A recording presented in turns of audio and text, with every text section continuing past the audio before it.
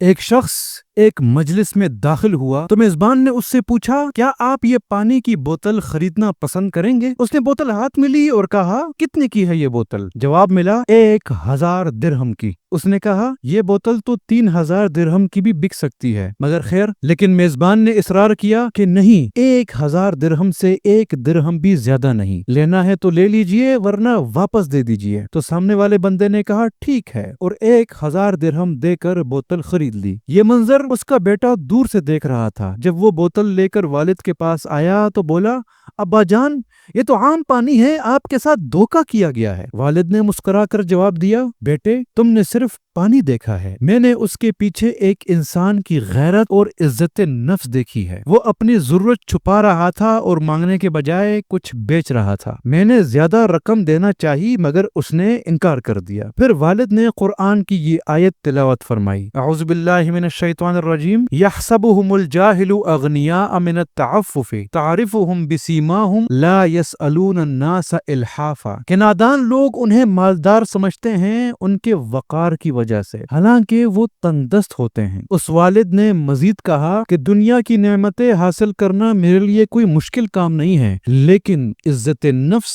میرے نزدیک سب سے قیمتی سرمایہ ہے۔